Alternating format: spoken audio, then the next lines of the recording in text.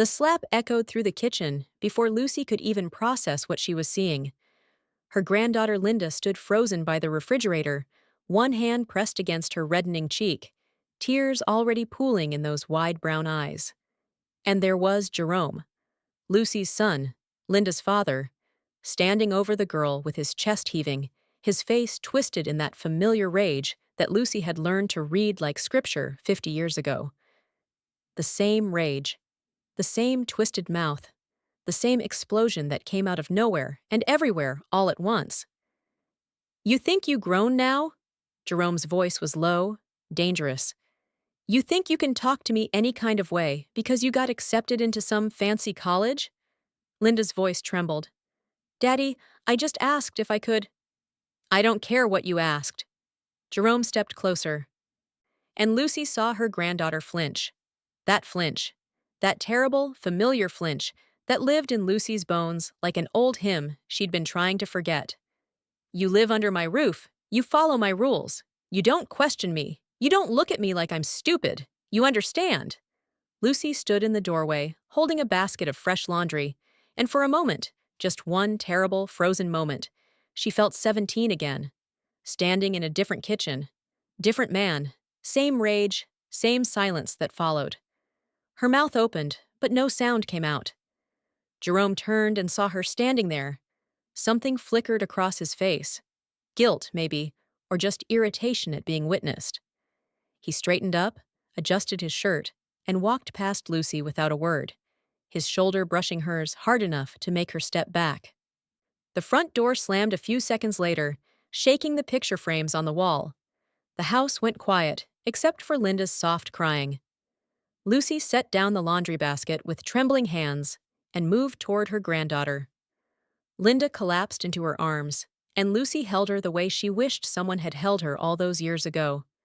She stroked the girl's braids, whispered that it would be okay, that everything would be fine, that her daddy was just stressed about work and didn't mean it. The same lies Lucy's mother had told her, the same lies she'd been telling herself for half a century. But this time, as Lucy held Linda and felt the girl's whole body shake with silent sobs, something inside her cracked. Not broke, cracked. Like the first fracture in a dam that's been holding back too much water for too long. "Grandma," Linda whispered into her shoulder, "why doesn't he love me?" And Lucy didn't have an answer, because the truth was too heavy, too old, too dangerous to speak aloud in a house built on silence. Let me take you back. Let me tell you how we got here. Lucy Johnson had been keeping secrets since she was 8 years old. That's when she learned that certain things weren't meant to be discussed outside the family. When her father would drink himself into a rage, and her mother would usher Lucy and her siblings into the back bedroom with a finger pressed to her lips. "Shh! Don't let the neighbors hear. Don't tell the church folks. What happens in this house stays in this house. We don't air our dirty laundry."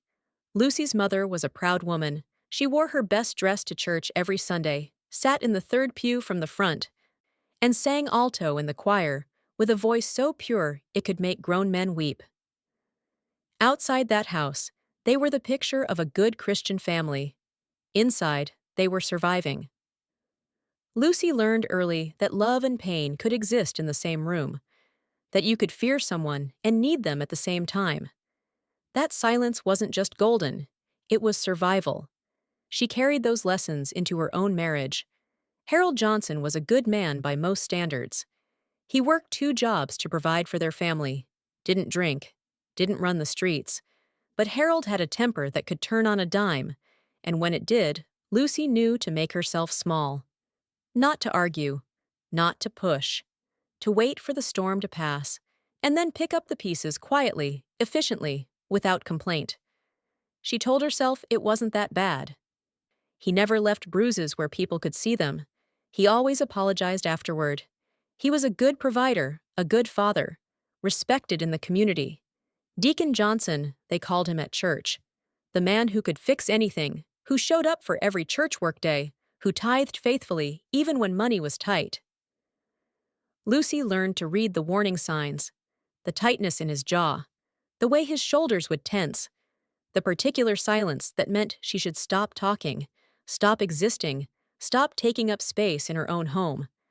She became an expert at managing his moods, at keeping the peace, at protecting their children from the worst of it. When Harold died of a heart attack at 53, people called Lucy a devoted widow. They talked about what a good man he'd been, how she must miss him terribly. Lucy wore black to the funeral and accepted their condolences with a gracious smile. What she felt was relief, and then, immediately after, crushing guilt for feeling relieved. She never spoke about it. Not to her sisters. Not to her best friend Beatrice. Not to her pastor. What would be the point? Harold was gone. The past was the past. Some things were better left buried, so Lucy buried it. She threw herself into church work, into raising her grandchildren after their mother, Lucy's daughter-in-law, left when the kids were small. She became Deaconess Johnson, the woman everyone could count on, the prayer warrior, the one who organized the food pantry and visited the sick and shut-in, the one who held the church together when folks started fighting about money or music or who should be on what committee. She was good at holding things together. She'd had decades of practice. Lucy's youngest son, Jerome, moved back home after his wife left, bringing 10-year-old Linda and 12-year-old Marcus Jr. with him. Lucy welcomed them with open arms, grateful for the chance to help, to be needed, to fill the empty rooms that echoed too loudly when she was alone. At first, everything was fine. Jerome was heartbroken, but managing. He worked as a supervisor at the auto plant, made decent money, helped with bills. The kids adjusted. Life found a rhythm. But Lucy started noticing things. The way Jerome's voice would rise when Linda didn't move fast enough. The way he'd criticize everything the girl did. Her grades weren't good enough. Her attitude was disrespectful. Her friends were a bad influence. Nothing Linda did was ever quite right. And Linda, sweet, brilliant Linda, started to dim. The bright, curious girl, who used to chatter constantly, became quiet, watchful. She learned to make herself small.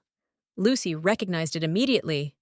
The same dance, the same survival strategy, the same slow erasure of self. She told herself it wasn't her place to interfere. Jerome was Linda's father. He was doing his best. Single parenting was hard. The girl was just in that difficult teenage phase. These things would work themselves out. Besides, what could Lucy say? That she thought Jerome was too hard on his daughter? That his temper reminded her of someone she'd spent 30 years trying to forget? That she was worried? Worried about what, exactly? He wasn't hitting her, not really. Just that one slap. And maybe he was provoked. Maybe Linda had been disrespectful. Maybe Lucy was overreacting.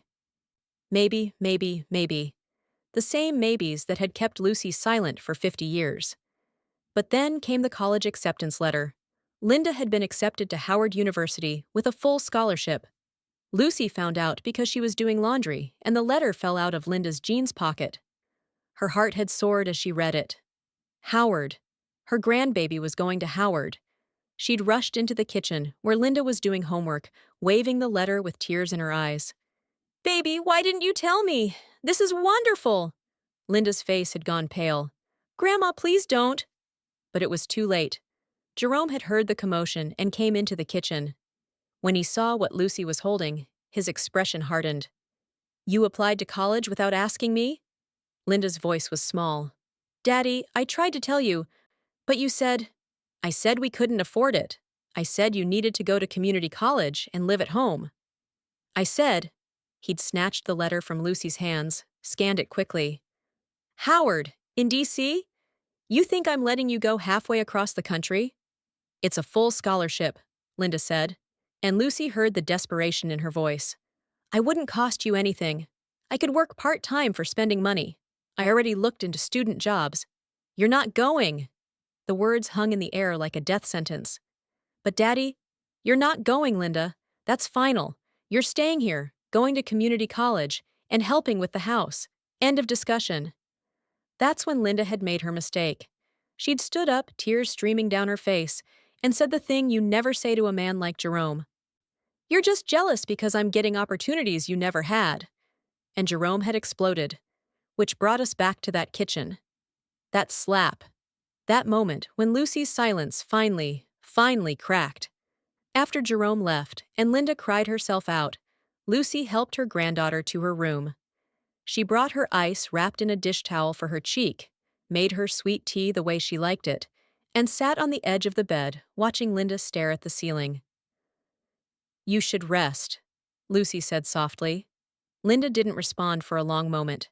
Then, without looking at her grandmother, she said, "You were going to let him do it." Lucy's hands went cold. "Baby, You stood there and watched him slap me, and you didn't say anything." Linda's voice was flat, empty. It was the emptiness that scared Lucy most. "You were just going to let him. Just like you always do." "That's not fair." "Isn't it?" Linda finally looked at her, and Lucy saw something in her granddaughter's eyes that broke her heart. It was disappointment. But worse than that, it was recognition.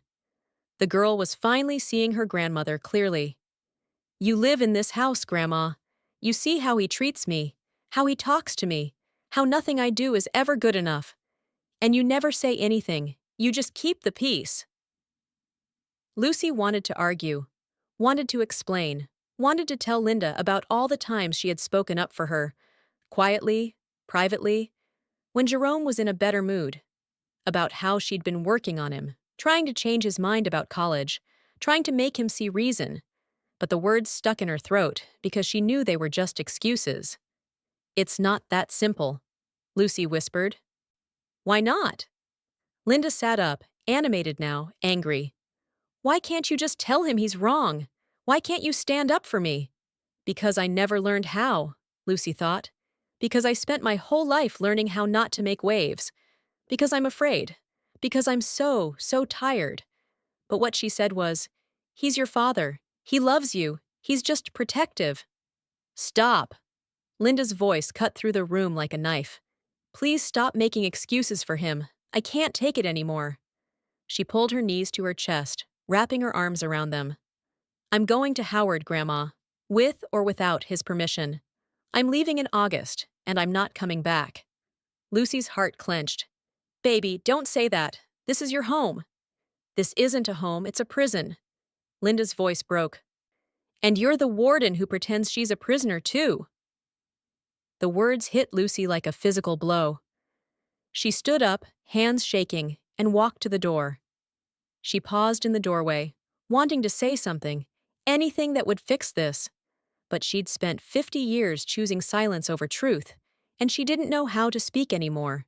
She closed the door quietly behind her and went to her own room. She sat on the edge of her bed in the darkness, and for the first time in years, Lucy let herself remember. She was 17, and her mother was dying. Cancer, they'd said. Too far gone by the time they caught it. Lucy's mother had spent her final weeks in the bedroom she'd shared with Lucy's father for 33 years, and one afternoon when they were alone, she'd reached for Lucy's hand with surprising strength. "I need to tell you something," her mother had whispered, her voice raspy from pain and medication. Lucy had leaned in close. "I should have left him." Her mother's eyes were clear, urgent. "Your father. I should have taken you children and left. But I was scared. Scared of being alone. Scared of what people would say. Scared of everything." She gripped Lucy's hand tighter. "Don't be like me, baby. Don't let fear make you small. Don't let a man steal your voice. Promise me." Lucy had promised. She'd held her mother's hand and sworn she would be different, stronger, braver. 2 months later, she married Harold. And every year after that, on the anniversary of her mother's death, Lucy would think about that broken promise and hate herself a little more. Now, sitting in the darkness of her bedroom, Lucy realized with devastating clarity that she'd passed her mother's curse to her granddaughter. 3 generations of women who learned to swallow their words, to make themselves small, to keep the peace at the cost of their souls. The cycle had to break. But Lucy didn't know if she had the strength to break it. She got down on her knees beside her bed, something she hadn't done in years, and tried to pray. But the words wouldn't come. Instead, she just wept, years of silence pouring out of her in great heaving sobs that she muffled with her pillow so no one would hear. Because even now, even alone in her own room, Lucy Johnson had learned to cry quietly. But what happened next would force Lucy to find her voice. And once she started speaking, she wouldn't be able to stop. 3 days after the incident, Lucy woke up at 5 in the morning like she always did, made her coffee, and opened her Bible to read her daily devotional. But the words blurred on the page. She kept seeing Linda's face, hearing that flat, empty voice. "You're the warden who pretends she's a prisoner, too." The house was quiet. Jerome left for work at 6. Linda and Marcus Jr. were still asleep. This was Lucy's time, the hour before the world woke up, when she could be alone with her thoughts and her God. Except this morning, she didn't feel alone. She felt haunted. Her phone buzzed. A text from Beatrice. "Prayer meeting tonight at 7. You coming?" Lucy stared at the message. Wednesday night prayer meeting. She'd been attending for 23 years, never missed unless she was sick. She was expected. People counted on her. She typed back, "I'll be there." But something felt different. Something was shifting inside her, like tectonic plates grinding against each other before an earthquake. She heard Linda's door open, footsteps in the hallway. Her granddaughter moved through the house like a ghost now, trying not to take up space, trying not to be noticed. Lucy listened to her get ready for school, the quiet opening and closing of cabinets, the soft shuffle of her backpack, the careful, measured steps of someone walking on eggshells in their own home. When Linda came into the kitchen, Lucy saw the bruise on her cheek had faded to a yellowish green. The girl had covered it with makeup, but Lucy could still see it. Everyone could still see it. "Morning, Grandma," Linda said, not meeting her eyes. "Morning, baby. You want breakfast?" "I'm not hungry." "You need to eat something." "I said I'm not hungry." The edge in Linda's voice was new. Not disrespectful, but firm. Boundaries going up like walls. Lucy watched her granddaughter pour orange juice into a travel cup, grab an apple she probably wouldn't eat, and head for the door. She wanted to say something, do something, bridge the gap that had opened between them. "Linda." The girl stopped, hand on the doorknob. "I'm sorry." Linda's shoulders tensed. For a moment, Lucy thought she might turn around, might give her a chance. But then she heard her granddaughter's voice, quiet and final. "No, you're not. Not yet." The door closed softly behind her. Lucy stood in her kitchen, the morning sun streaming through the window, and felt the full weight of 50 years of silence pressing down on her chest. Not yet. What did that mean? That Lucy would be sorry eventually? That there was still time? Or that it was already too late, and Lucy just hadn't realized it yet? She went to work on autopilot. Lucy worked part-time at the church office, managing the bulletin, coordinating volunteers, being the glue that held everything together. People greeted her warmly. "Sister Lucy, Deaconess Johnson, how you doing this fine morning?" And she smiled and nodded and said all the right things. But inside, she was screaming. At lunch, she sat in the church garden, where she'd planted flowers every spring for the past 15 years. Her friend Beatrice found her there, settling onto the bench with a heavy sigh. Beatrice was 72, round and warm like fresh bread, with a head full of silver locks and eyes that missed nothing. She'd known Lucy since they were young women, had watched her marry Harold, had stood beside her at his funeral. "You been quiet," Beatrice said. It wasn't a question. Lucy kept her eyes on the flowers. "Just tired?" "Mm-hmm. You want to try that again, or you want to tell me the truth?" Something in Beatrice's voice, the gentleness mixed with absolute refusal to accept bullshit, made Lucy's throat tighten. She opened her mouth to say the usual things, the safe things, but instead she heard herself say, "Jerome hit Linda." The words hung in the air between them, shocking in their nakedness. Beatrice didn't gasp or clutch her pearls.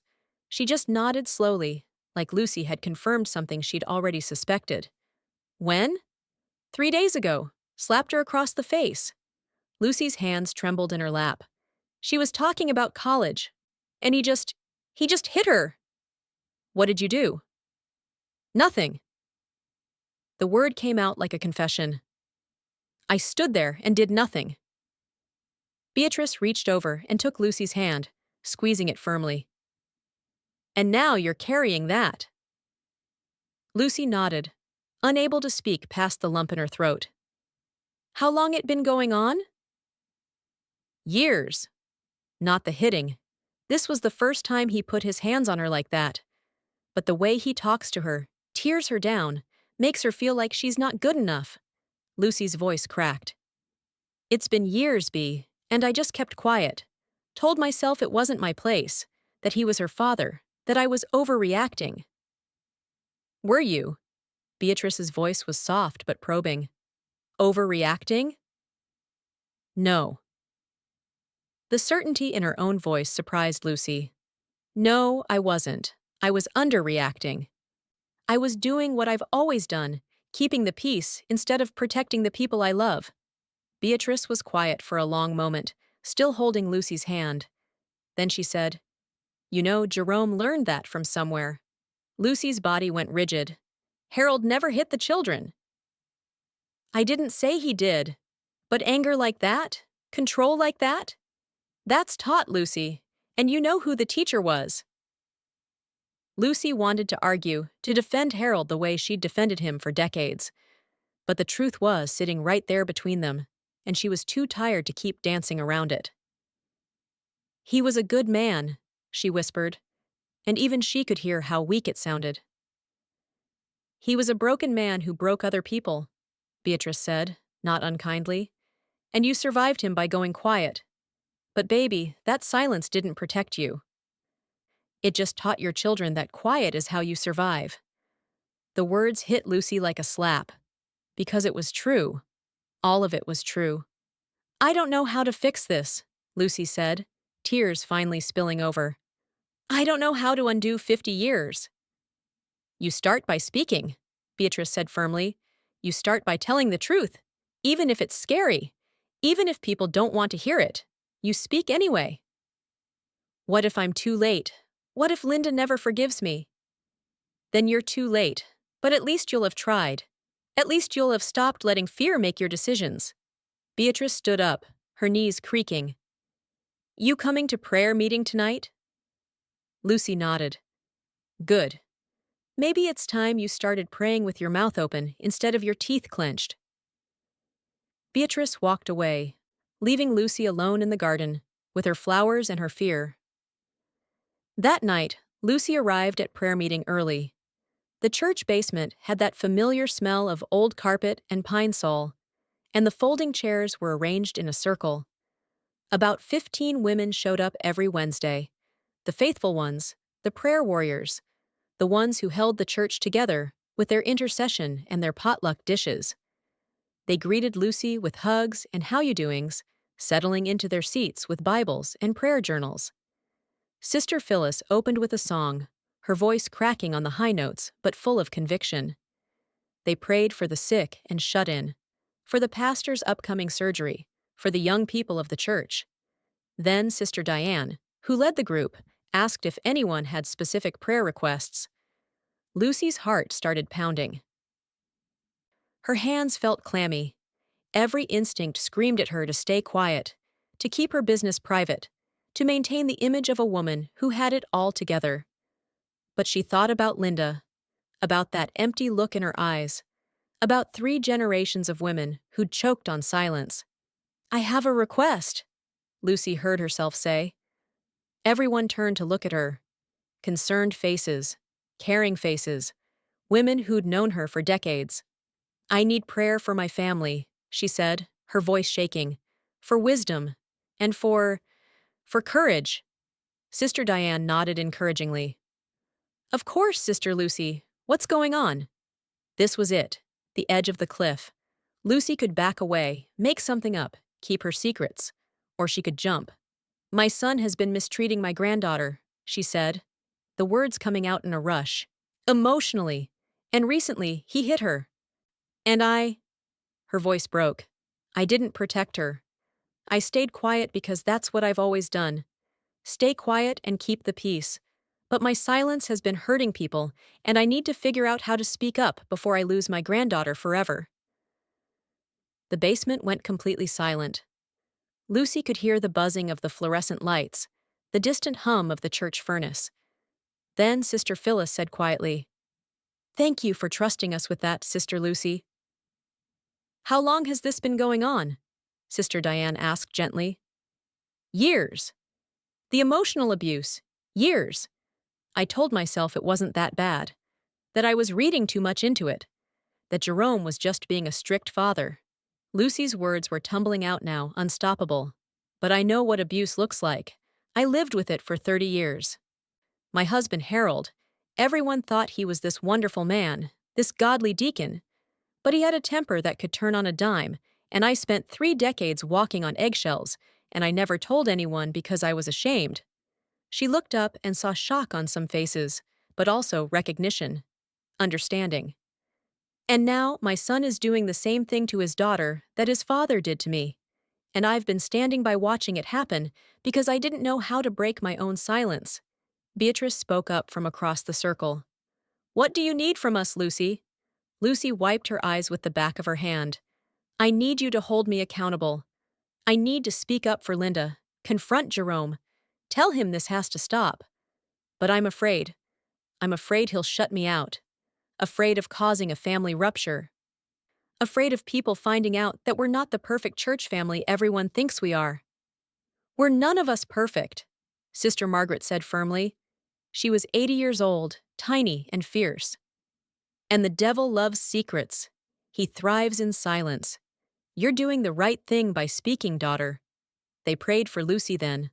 Long, powerful prayers that felt like armor going on. Prayers for courage and wisdom and protection. Prayers that broke generational curses and silenced the voice of fear. Prayers that Lucy felt in her bones, like earthquake tremors rearranging her foundation. When they finished, Sister Diane came and knelt beside Lucy's chair. "Whatever you need, we're here. If you need someone to be with you when you talk to Jerome, call us. If you need a place for Linda to stay, we'll find one. You're not alone anymore. Hear me?" Lucy nodded, unable to speak. But something had shifted. The weight was still heavy, but she wasn't carrying it alone anymore. Lucy didn't sleep that night. She lay in her bed, watching the shadows on the ceiling, rehearsing what she would say to Jerome. But every version sounded wrong. Too aggressive, too weak, too emotional, too cold. By the time the sun came up, she was exhausted and terrified. But she was also ready. She waited until Linda and Marcus Jr. left for school. Made Jerome his breakfast like she always did. Eggs, toast, coffee. He came into the kitchen dressed for work, grabbed his plate without really looking at her. "Jerome, we need to talk." "Can't right now, Mama. I got a meeting at 8. "This can't wait." Something in her tone made him look up. He studied her face, and she saw the wariness creep into his eyes. "What's this about?" Lucy's hands were shaking, but she forced herself to meet his gaze.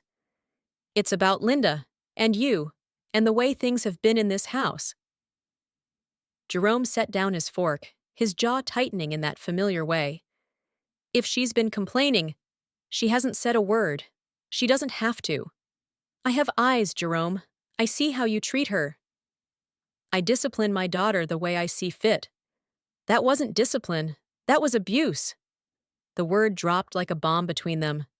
Jerome's face went hard. "You better watch what you're saying to me." "Or what?"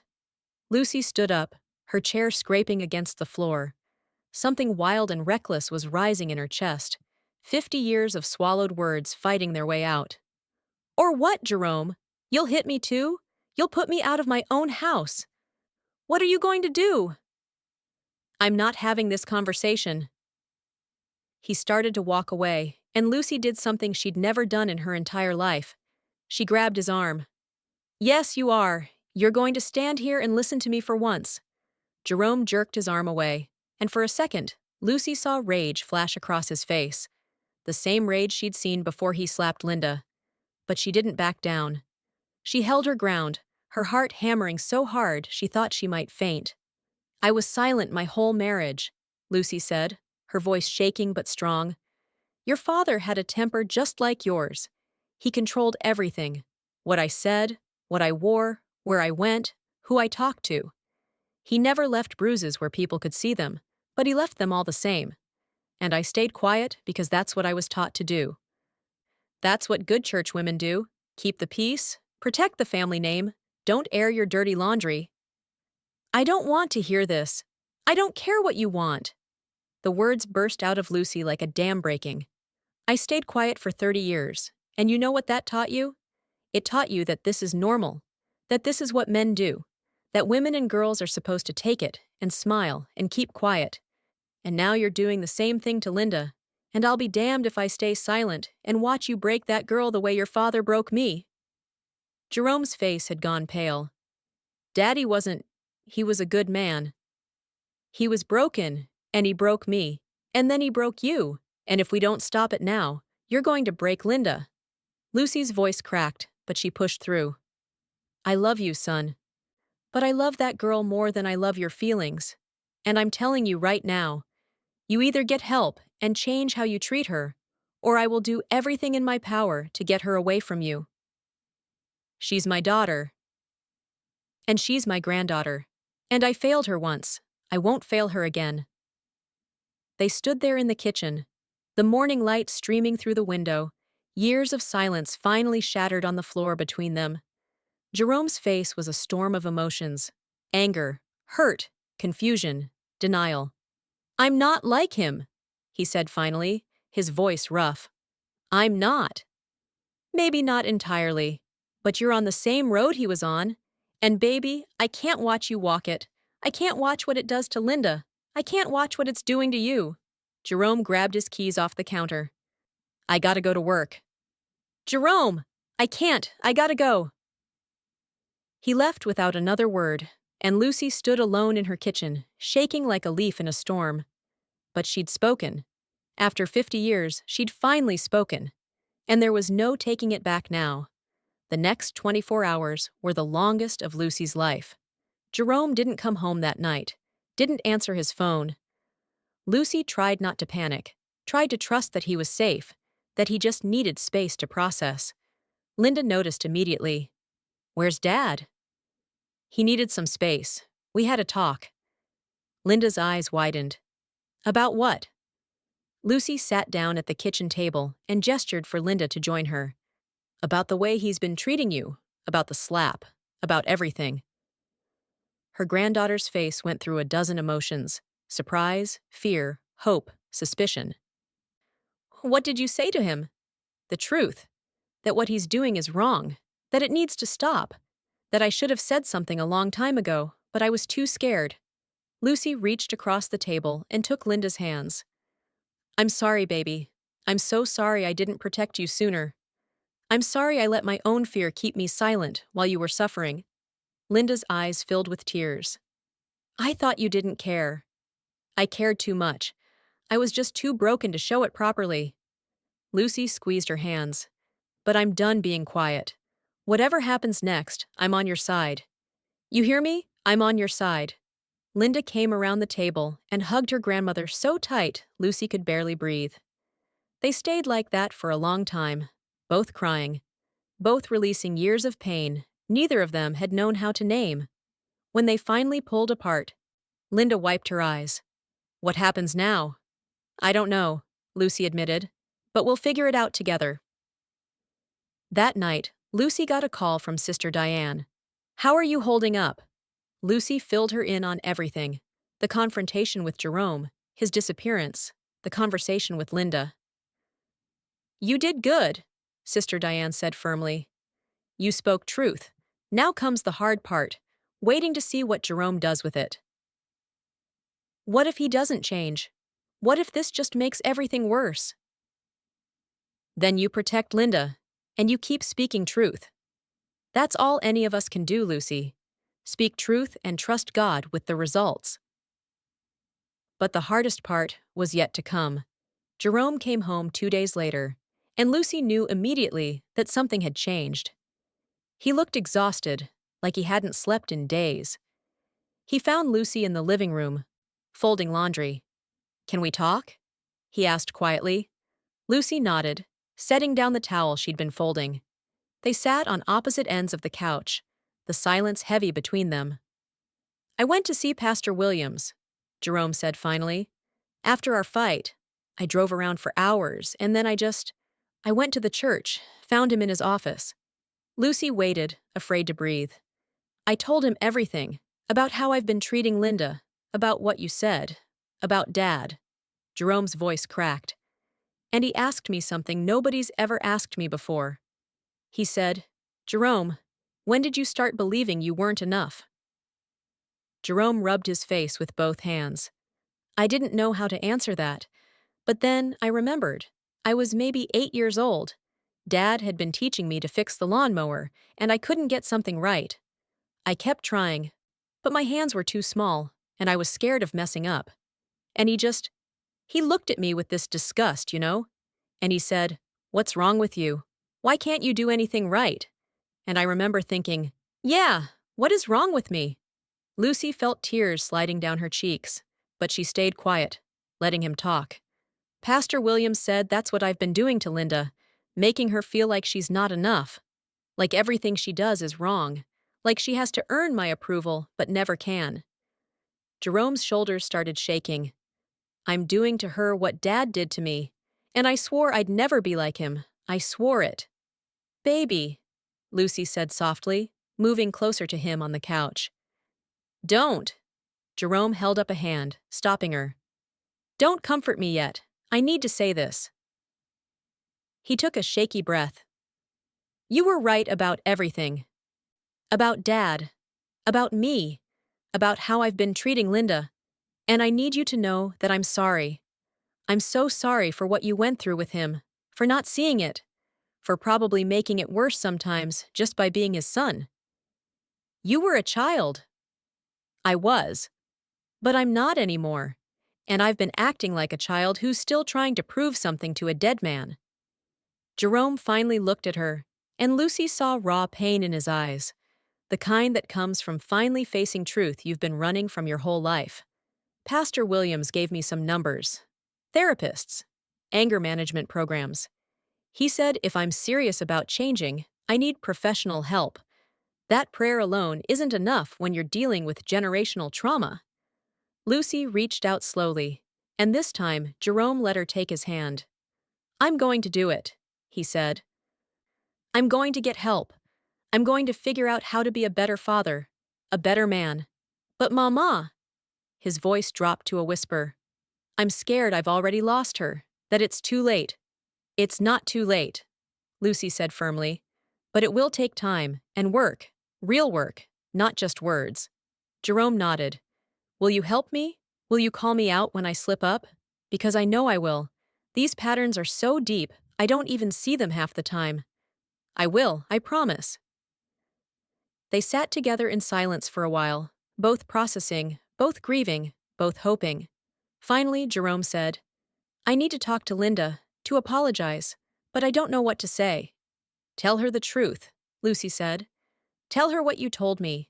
Tell her you're getting help, and then, this is the hard part, you have to prove it with your actions. Words are cheap, baby. She needs to see you change." Jerome nodded slowly. "Will you be there, when I talk to her?" "If you want me to be." "I do." They waited until that evening, after Marcus Jr. went to his friend's house. Linda was in her room, and when Lucy knocked, the girl's voice was wary. "Come in."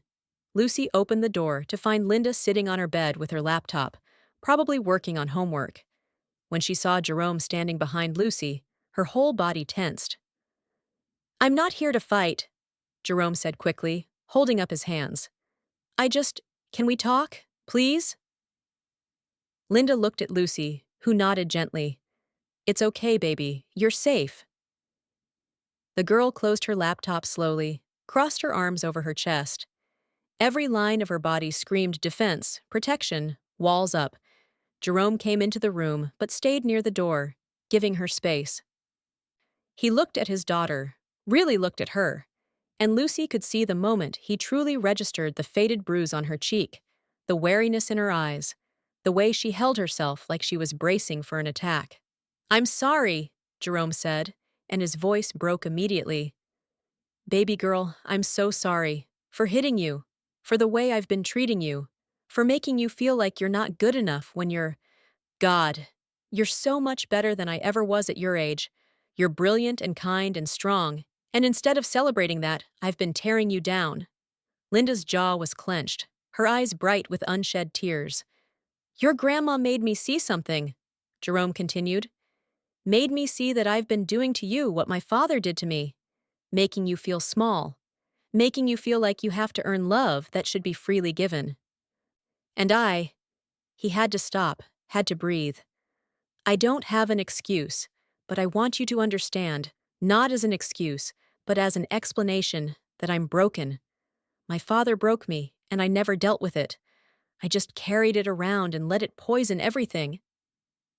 "That's not my fault," Linda said, her voice steady despite the tears now sliding down her cheeks.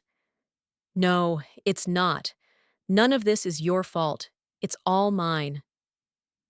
Jerome took a tentative step closer. "I'm getting help. Real help. Therapy, counseling. Whatever it takes to fix what's broken in me. And I need you to know that you don't have to forgive me right away. You don't owe me anything, but I'm asking you to give me a chance to prove that I can change." "What about Howard?" Linda asked, her voice small but defiant. Jerome's face crumpled. "You should go. You absolutely should go. It's an incredible opportunity, and I was wrong to try to stop you. He had to stop again, visibly fighting for composure. "I was scared. Scared of you leaving. Scared of you going out into the world and realizing you didn't need me. Scared that you'd be happier without me. So I tried to keep you here. Keep you small. Keep you under control. And that was selfish and wrong and abusive." The word hung in the air. Abusive. He'd said it. Named it. Linda's arms loosened slightly from their defensive position. "I don't know if I can trust you," she whispered. "I know. I don't know if I trust me either. But I'm going to try. I'm going to do the work." Jerome looked at his daughter with such raw vulnerability that Lucy had to look away. "You're my baby girl. I love you. And I'm so sorry I've been showing you the opposite." Linda stood up from her bed. For a moment, Lucy thought she might ask them both to leave. But instead, she walked slowly toward her father, stopping just out of reach. "I need you to understand something," Linda said, her voice stronger now. "I'm not responsible for fixing you. I'm not responsible for managing your emotions or walking on eggshells so you don't get mad. That's not my job. You're right. And if you slip up, when you slip up, I'm going to call it out. I'm not going to be quiet anymore." "Good. You shouldn't be. And Grandma is going to call it out too." Jerome looked at Lucy, and something passed between them. An understanding. A contract. "Yes, she is." Linda studied her father's face for a long moment. Then she said something that broke Lucy's heart and put it back together at the same time. "I don't forgive you yet, but I want to. Someday." "That's more than I deserve," Jerome said softly. "Yeah," Linda agreed. "It is." She didn't hug him, didn't reach out. But she didn't leave either. They all stood there in that small bedroom, beginning something new and fragile and terrifying. It was a start. The next few months weren't easy. They were messy and complicated and full of setbacks. Jerome started therapy twice a week. He joined a men's group at church that dealt with anger and emotional health. Some days were good. Some days he'd slip into old patterns. His voice would rise, his jaw would tighten. He'd start to criticize, and Lucy or Linda would call him out, and he'd have to stop, breathe, apologize, do better. It was exhausting for everyone. But slowly, things began to shift. Jerome started asking Linda about her day and actually listening to the answers. He went to her school awards ceremony when she won a scholarship essay contest. He helped her research dorms at Howard and drove her to D.C. for an accepted students visit, even though Lucy could see how much it hurt him to imagine her leaving. Linda started softening, not all at once, but in small moments. She'd laugh at one of Jerome's jokes. She'd tell him about something that happened at school. She'd say, "I love you too," when he told her he loved her, instead of just going silent. And Lucy kept speaking. She spoke up in prayer meeting about generational trauma and the importance of breaking silence. She spoke to other women at church who privately came to her with their own stories of abuse and fear. She spoke to her pastor about starting a support group for women dealing with domestic issues. She even spoke at Harold's grave one afternoon, standing in the cemetery with Beatrice beside her. "You hurt me," Lucy said to the headstone. "For 30 years, you hurt me, and I let you because I thought that's what love looked like. But I'm done carrying your shame. I'm done letting your ghost dictate my life. You were broken, and you broke me. But I'm putting myself back together now. And I'm making sure our son doesn't make the same mistakes." Beatrice squeezed her hand, and they walked back to the car together. The breakthrough came on a Sunday afternoon in late July, a month before Linda was supposed to leave for Howard. The whole family was in the kitchen, Lucy making her famous peach cobbler, Marcus Jr. doing homework at the table, Linda packing boxes in the corner, Jerome fixing a cabinet that had been broken for months. It was ordinary, domestic, normal. And then Linda's phone rang. She answered it, listened for a moment, and her face lit up in a way Lucy hadn't seen in years. "I got it!" Linda shouted, jumping up. "The paid research position! The one I applied for! I got it!" Marcus Jr. whooped. Lucy clapped her hands. And Jerome set down his tools, crossed the kitchen, and pulled his daughter into a tight hug. "I'm so proud of you," he said into her hair.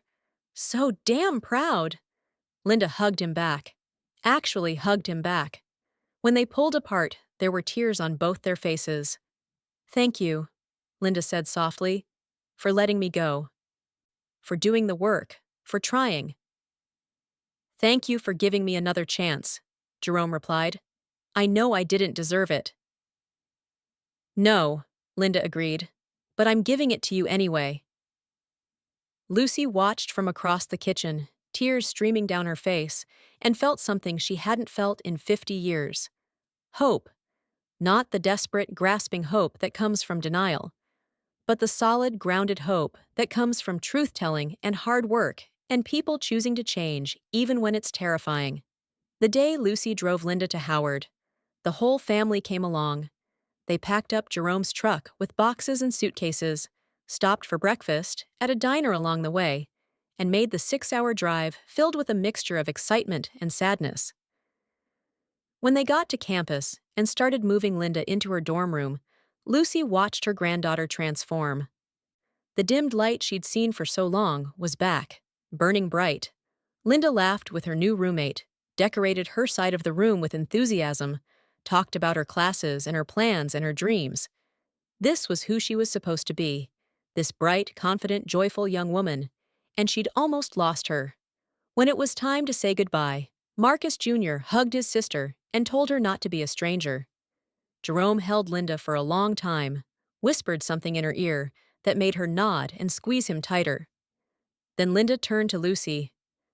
"Thank you, Grandma," she said simply, "for finding your voice, for speaking up, for choosing me." "Always, baby," Lucy said, pulling her close. "Always." They stood there in the parking lot of Howard University, holding each other, both crying, both grateful, both knowing this was just the beginning. As they drove away, Lucy looked back and saw Linda waving from the entrance of her dorm, her smile visible, even from a distance. Jerome was quiet for most of the drive home, but about an hour in he said, "Mama, can I ask you something?" "Of course." "Why did you stay with Dad for so long?" Lucy was quiet for a moment, considering. A year ago, she would have made excuses, given him the sanitized version. But she'd promised herself no more silence. "Because I was afraid," she said honestly. "Afraid of being alone. Afraid of what people would think. Afraid I couldn't make it on my own. And because I thought that's what love looked like. I thought it was supposed to hurt." Jerome nodded slowly. I'm going to be honest with you. Part of me is angry that you stayed, that you let us grow up thinking that was normal. You have a right to be angry. But I also understand it better now, after therapy, after facing my own fears. He glanced at her. Thank you for breaking the cycle, even if it was late, even if it was hard. Thank you. Lucy reached over and squeezed his arm. We're breaking it together.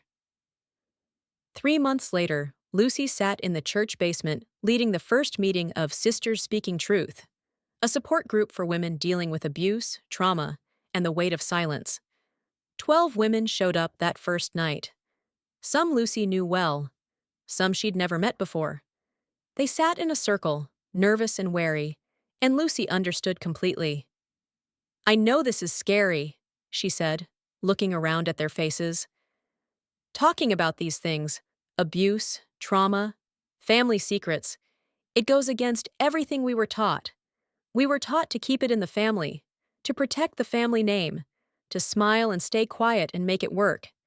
Heads nodded around the circle. But I'm here to tell you that silence is killing us, Lucy continued, her voice gaining strength. It's killing our joy, our peace, our relationships.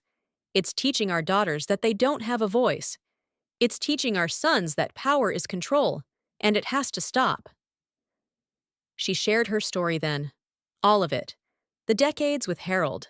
The fear. The silence. Watching history repeat itself with Jerome and Linda. The moment she finally spoke up. It was the hardest thing I've ever done, she admitted. And I almost lost my son because of it. But I would have lost my granddaughter if I'd stayed quiet. And more than that, I would have lost myself. What was left of me, anyway. Around the circle, women were crying. Some were nodding. One older woman said, "Thank you," so quietly Lucy almost didn't hear it. They went around the circle, and one by one, women began to speak. Hesitantly at first, then with gathering courage. Stories poured out, stories of husbands and fathers and brothers. Stories of churches that told them to submit and pray harder. Stories of families that chose reputation over protection. Stories of women who'd been silent so long they'd forgotten they had voices. But tonight, in this basement, they were remembering. They were speaking. And Lucy, who had been silent for 50 years, sat among them and wept with gratitude. On the first anniversary of the day, Jerome hit Linda, a date Lucy had marked in her private journal. She got a text from her granddaughter. It was a photo of Linda on Howard's campus, smiling broadly, holding up a paper with a big red A+ on it. The caption read, "Aced my psychology midterm, writing my final paper on generational trauma and breaking cycles of abuse. Guess I had good source material. Love you, Grandma. Thank you for being brave." Lucy sat on her back porch, reading and rereading that message, tears streaming down her face. Jerome came out and sat beside her. "You okay?" Lucy showed him the text. He read it and smiled. A real smile, the kind that reached his eyes. "She's something else, isn't she?" "Yes, she is. And so are you." Lucy looked at her son. "I'm proud of you, baby, for doing the work, for changing. I know it hasn't been easy." "It's been hell," Jerome admitted, "but it's been worth it. Every hard conversation, every therapy session, every time I had to face something ugly about myself. Worth it." He leaned back in his chair. "My therapist said something last week that stuck with me. She said, hurt people, but healed people heal people. I want to be a healed person, Mama. I want to stop the cycle." "You already are," Lucy said softly. "Every day you choose to do better, you're healing. Every day you choose truth over silence, you're healing. It's a process, not a destination." They sat together in comfortable silence, watching the sunset over Lucy's garden. Jerome spoke again after a while. "I'm going to call Linda tonight. Actually talk to her, not just text. I want to hear about her classes, her friends, her life. I want to know her, really know her. She'd like that. And Mama?" Jerome turned to look at her. Thank you for speaking up, for not giving up on me, for showing me what real strength looks like. Lucy took his hand and squeezed it. That's what family does. Real family. We tell each other the truth, even when it hurts, especially when it hurts. As the sun dipped below the horizon, painting the sky in shades of orange and purple, Lucy thought about her mother, about that broken promise she'd made at 17, about the years she'd spent silent and afraid. She thought about how different her life might have been if she'd found her voice sooner. But then she thought about where that voice had led her. To this porch, this moment, this hard-won peace with her son, to a granddaughter who was thriving, to a room full of women finding their voices because Lucy had finally found hers. Maybe it wasn't too late after all. Maybe redemption wasn't about erasing the past. Maybe it was about using the past, all of it, even the painful parts, to build something better. Lucy closed her eyes and felt the evening breeze on her face. For the first time in 50 years, she felt light, free, like she could finally breathe all the way down to the bottom of her lungs. She'd spent half a century learning how to be silent, but the rest of her life would be dedicated to teaching others how to speak. 2 years later, Lucy stood in the church sanctuary on a Sunday morning, not in her usual seat, but at the front, at the microphone.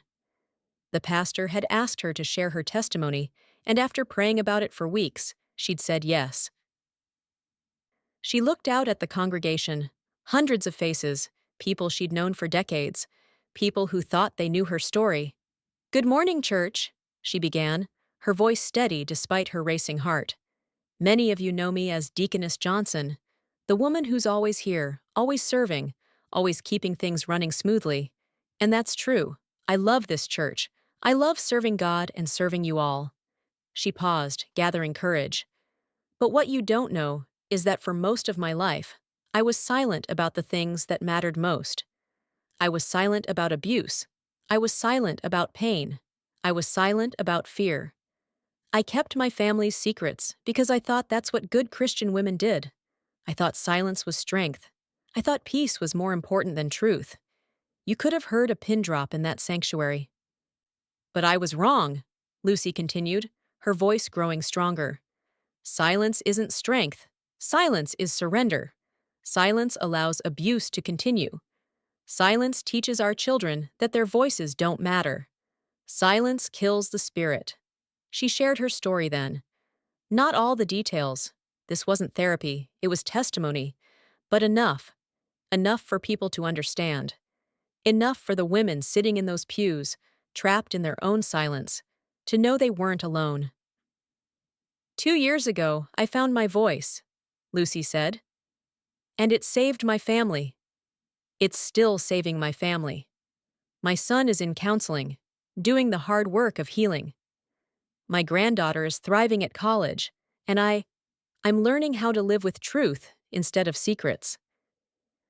She looked around the sanctuary, making eye contact with the women from her support group, with Beatrice, with Jerome, who sat in the third row with tears streaming down his face. "If you're sitting here today carrying secrets that are weighing you down, I want you to know something. Your silence is costing you more than your truth ever will. Speaking up might be scary. It might cost you relationships. It might make people uncomfortable. But staying silent will cost you your soul." Lucy's voice broke, but she pushed through. "You don't have to carry those secrets alone anymore. There are people who will listen, who will believe you, who will stand with you. All you have to do is open your mouth and speak." She stepped back from the microphone, and the sanctuary erupted in applause. Not polite church applause, thunderous standing ovation applause that went on and on. Lucy saw women crying, saw men nodding, saw young people looking at her with new respect, and she saw Jerome mouth 2 words. "Thank you." After service, women lined up to talk to her. Some shared their stories right there in the sanctuary. Others asked about the support group. A few just hugged her and cried. One young woman, couldn't have been more than 25, grabbed Lucy's hands and said, "You just gave me permission to leave. I've been trying to find the courage, And you just gave it to me. Lucy pulled her close. You already had the courage, baby. You just needed someone to remind you. That night, Lucy sat in her living room with a cup of tea, her Bible open on her lap. She wasn't reading, just sitting, processing, feeling. Her phone buzzed.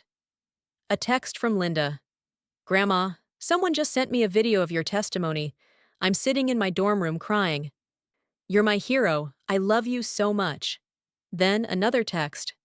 Also, I'm bringing someone home for Thanksgiving. Her name is Trinity. She's special. Hope that's okay. Lucy smiled through her tears and typed back, More than okay, baby. Can't wait to meet her. I love you. Another text came through, this time from Jerome. That was the bravest thing I've ever seen. Thank you for showing me what courage looks like. Lucy set down her phone and looked around her living room. The same room where she'd kept silent for decades. The same house where secrets had nearly destroyed 3 generations. But it was different now. Lighter. Like opening windows that had been sealed shut and letting fresh air rush through. She thought about her mother's last words. Don't be like me. Don't let fear make you small. I'm trying, Mama, Lucy whispered into the quiet room. I'm finally trying. Somewhere in her chest, in that place where silence had lived for 50 years, Lucy felt something bloom. It felt like freedom. It felt like peace. It felt like the beginning of a new story, one where truth wasn't buried but spoken, where pain wasn't hidden but healed, where women like her didn't have to choose between love and voice. They could have both. And Lucy was going to spend the rest of her life making sure every woman who needed to hear that message got the chance. She picked up her journal and began to write. Today I spoke my truth in front of my whole church. I was terrified. I was shaking. But I did it anyway. And you know what? The sky didn't fall. My family didn't abandon me. God didn't strike me down for airing my dirty laundry. Instead, I felt free. For the first time in my entire life, I felt free. Silence protected the abusers. Truth protected the abused. I should have spoken 50 years ago, but I'm speaking now, and I won't stop. Because every voice matters, especially, the ones we've been taught to swallow. Lucy closed her journal and smiled. The price of silence had been her joy, her peace, her authentic self. But the price of truth? The price of truth was freedom, and it was worth every penny. Have you ever stayed silent when you should have spoken up? What would it take for you to finally use your voice? Drop your thoughts below.